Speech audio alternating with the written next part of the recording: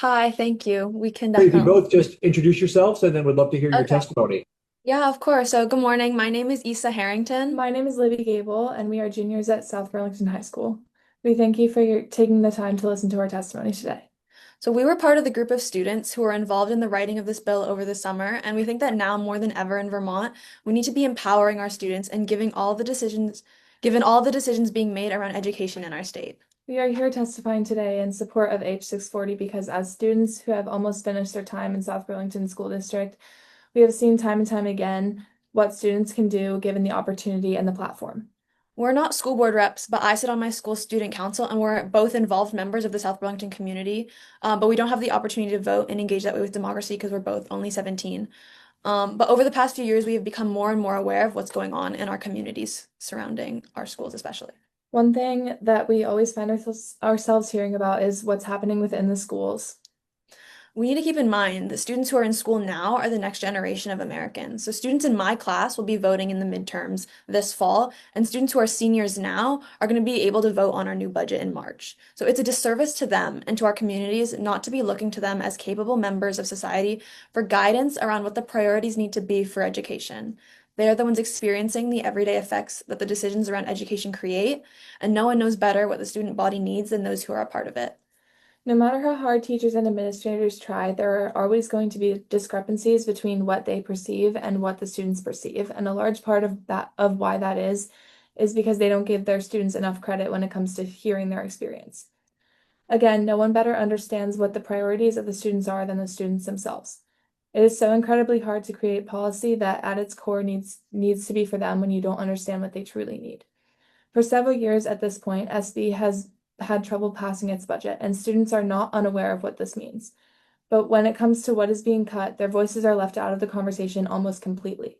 We know that there are platforms in place, such as student councils and leadership clubs, that exist in some form at most every school in Vermont and beyond.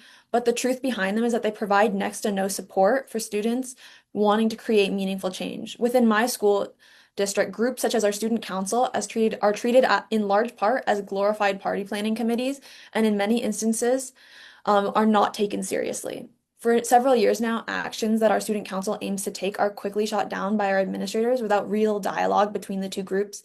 So these student groups at their core are really an illusion of power.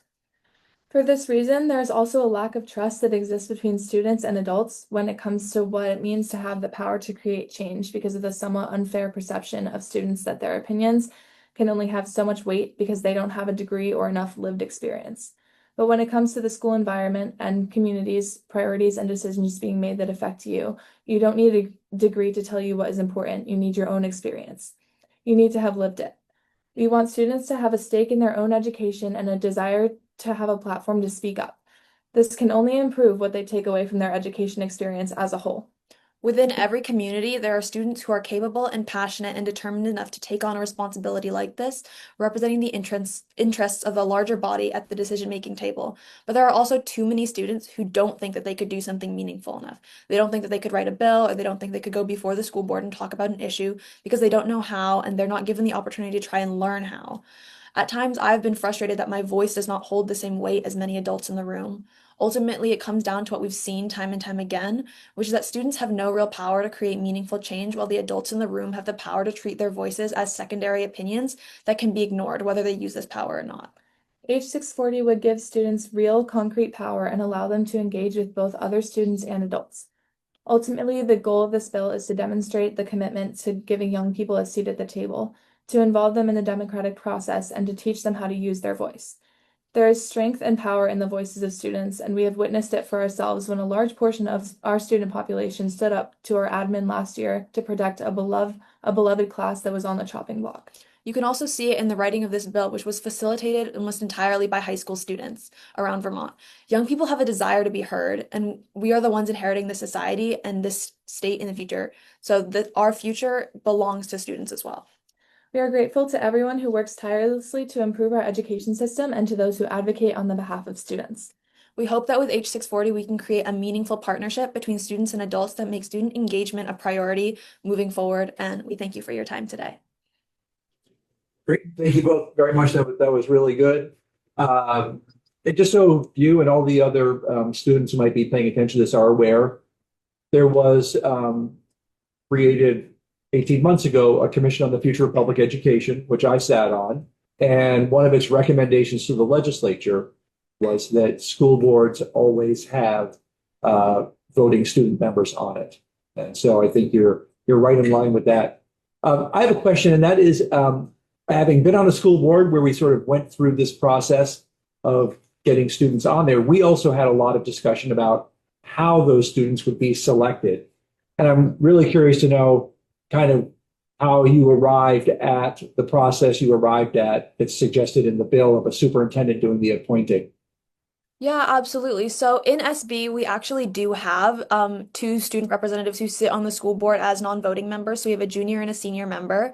And I actually ran for that position last year, so I was very involved in the process. And at our school, it kind of consists of students creating an application with several like short answer questions, talking about their goals and what they hope to achieve if they were to get this position, and lots of things about their interests and how they would kind of present themselves on the board, what kind of opportunity they saw it as. So it was kind of presented as like a full application you had to fill out, and then it went to the school board and they picked their finalists and held interviews. So it kind of came from that process that I had a lot of experience in watching and hearing, both from my own experience and from other people's.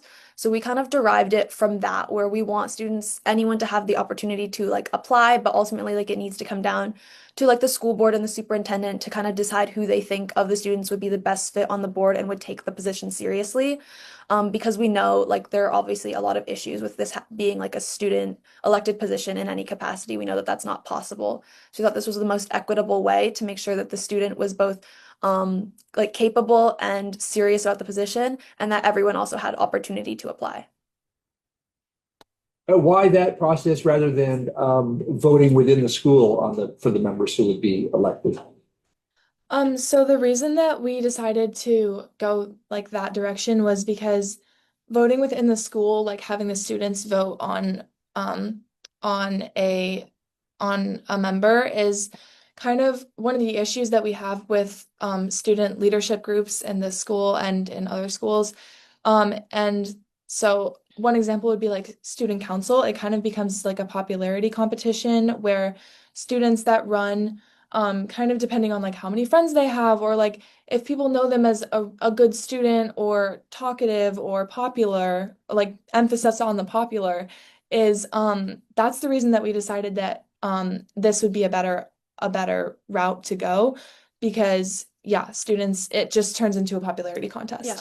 But keeping in mind that we also think that like student engagement in this process is really important. And one of the things we talked about when writing this bill was that there's no way to enforce this, but we would be hoping that the students who are elected to the board would engage with their student communities in meaningful ways, whether that's holding forums or discussion groups to talk about policy and really get other students involved in the process and understanding what it's like to also empower them further. So it's not just a select group of students who is getting this opportunity to have their voices heard, they're sharing that experience with everybody else. Great. Thank you both very much for your testimony. Any other questions from committee members?